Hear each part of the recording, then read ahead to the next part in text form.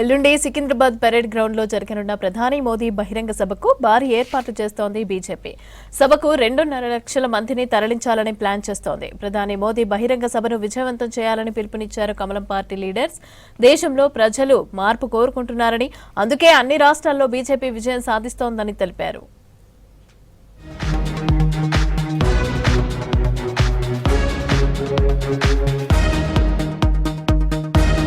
ఎల్లుండి Secunderabad parade ground లో జరగనున్న ప్రధాని మోదీ బహిరంగ సభకు భారీ ఏర్పాట్లు చేస్తున్నామన్నారు బీజేపీ రాష్ట్ర అధ్యక్షుడు రామచంద్రారావు. సభకు 2 లక్షల మందిని తరలిస్తామని చెప్పారు. సాయంత్రం 5 నుంచి 6 మధ్యలో మోదీ ప్రజలను ఉద్దేశించి మాట్లాడతారని తెలిపారు.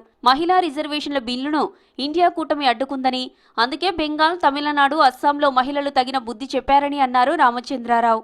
బీజేపీకి ఇక్కడ ఏమీ లేదు అనేటటువంటి రాష్ట్రాల్లో కూడా మేము బీజేపీ 208 సీట్లతో బెంగాల్లో మేము గెలవడం జరిగింది. 3 సార్లు అధికారం ఉన్న పార్టీని మేము ఓడించడం జరిగింది. కేరళలో కూడా మాకు ఏ ఒక సీటు కూడా కౌన్సిలర్ గెలవని ఒక కేరళలో ఈరోజు మేము త్రివేంద్రం మున్సిపల్ కార్పొరేషన్ గెలుచుకున్నాము. దేశంలో ప్రజలు మార్పు కోరుకుంటున్నారని, అందుకే అన్ని రాష్ట్రాల్లో బీజేపీ విజయం సాధిస్తోందని తెలిపారు కేంద్ర మంత్రి కిషన్ రెడ్డి. గత 10 ఏళ్లలో బీఆర్ఎస్ వేల కోట్ల అవినీతికి పాల్పడిందని, ఇప్పుడు అధికార కాంగ్రెస్ అదే చేస్తోందని ఆరోపించారు. కాంగ్రెస్ రాష్ట్ర ప్రజాధనాన్ని కొల్లగొట్టి దేశంలో ఎక్కడ ఎన్నికలు జరిగినా అక్కడ పంపిణీ చేస్తుందని ఆరోపించారు. మోదీ సభ విజయవంతం కోసం షేరులింగంపల్లి నియోజకవర్గంలో సన్నాహక కార్యక్రమం ఏర్పాటు చేశారు. సమావేశానికి ముఖ్య అతిథిగా హాజరయ్యారు కిషన్ రెడ్డి. 11 సంవత్సరాల్లో ఆ 2400 కిలోమీటర్లు ఉన్నటువంటి రోడ్డు అదనంగా సుమారు 2600 కిలోమీటర్లు ఈ 10 సంవత్సరాల్లో అభివృద్ధి చేయడం జరిగింది. ఈరోజు 2000 కిలోమీటర్లు పని మరి కొన్ని జరుగుతూ ఉన్నాయి. 2029 వరకు తెలంగాణలో సుమారు 7 నుంచి 8000 కిలోమీటర్లు మరి పూర్తయ్యేటువంటి అవకాశం. అదేవిధంగా 40 రైల్వే స్టేషన్లు పునర్నిర్మాణం చేస్తూ ఉన్నాం. 2 రైల్వే స్టేషన్లు కొత్తగా నిర్మాణం చేస్తూ ఉన్నాం. ప్రధాని మోదీ బహిరంగ సభను విజయవంతం చేయాలని పిలుపునిచ్చారు కేంద్ర హోంశాఖ సహాయ మంత్రి బండి సంజయ్. కేటీఆర్ మాదిరిగా దోచుకోవడం తనకు తెలియదన్నారు. డ్రగ్స్ తీసుకోవడం తనకు తెలియదన్నారు. కేటీఆర్ నోరు అదుపులో పెట్టుకోవాలని హెచ్చరించారు. కేటీఆర్ అహంకారం వల్లే కేసీఆర్ ఫామ్ హౌస్ కు పరిమితమయ్యారని అన్నారు. బీఆర్ఎస్ ఏం చేసినా అధికారంలోకి రావడం కల అన్నారు సంజయ్. ఈ ఫార్ములా కార్ రేస్ లో ఎట్లా డబ్బులు సంపాదించుకోవాలో మాకు తెలియదు. డ్రగ్స్ ఎట్లా తీసుకోవాలో మాకు తెలియదు. విద్యుత్ కొనుగోలులో స్కామ్ ఎట్లా చేయాలో మాకు తెలియదు. ఫామ్ హౌస్ లో దావత్ పెట్టి డ్రగ్స్ తీసుకోవడం మాకు తెలియదు. మీ పరిస్థితి, పార్టీ పరిస్థితి చక్కలేదు. ఇవాళ ఏది పడుతుంది మాట్లాడితే ఊరుకోము. జాగ్రత్తగా నోరు అదుపులో పెట్టుకుని పొలైట్ గా మాట్లాడు.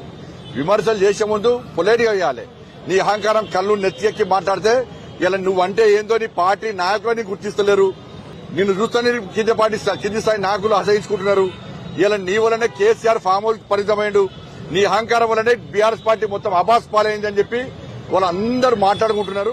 వరంగల్ జిల్లా ఖానాపురం మండలం అశోక్ నగర్ లో శివాలయాన్ని సందర్శించారు బీజేపీ శాసనసభ ఫ్లోర్ లీడర్ ఏలేటి మహేశ్వర్ రెడ్డి. దేవుడు మాన్యం, దేవుడు భూములను కాపాడడంలో రాష్ట్ర ప్రభుత్వం విఫలమైందన్నారు. ఓటు బ్యాంక్ రాజకీయాల కోసం హిందూ ధర్మంపై దాడులు సరికాదన్నారు ఏలేటి. మొన్నటికి మొన్న బార్కాస్లో 200 సంవత్సరాల చరిత్ర ఉన్నటువంటి హనుమాన్ గుడిని ధ్వంసం చేసిన మాట వాస్తవం కాదా? శంషాబాద్లో నవగ్రహాల గుడిని ధ్వంసం చేసిన మాట వాస్తవం కాదా? సికింద్రాబాద్లో ముత్యాలమ్మ గుడిని ధ్వంసం చేసినటువంటి మాట వాస్తవం కాదా? ఇలా ఒకటిగా గుళ్లను ధ్వంసం చేస్తూ మీరు ఏం చెప్పదలుచుకున్నారు? ధ్వంసం చేసినటువంటి ఏ ఒక్కరి మీద కూడా చర్య తీసుకోలేదు. బీఆర్ఎస్ నేతలను తెలంగాణ ప్రజలు అసహించుకుంటున్నా వారిలో మార్పు రాకపోవడం సిగ్గుచేటన్నారు BJLP deputy 4 leader Payal Shankar. ఏ ప్రజా సమస్యల పరిష్కారం కోసం బీఆర్ఎస్ నేతలు కరీంనగర్ బంద్ కు పిలుపునిచ్చారని ప్రశ్నించారు. బీజేపీ కార్యకర్తల ఆగ్రహానికి పాడి కౌశిక్ రెడ్డి నోటి దురిసే కారణమన్నారు శంకర్.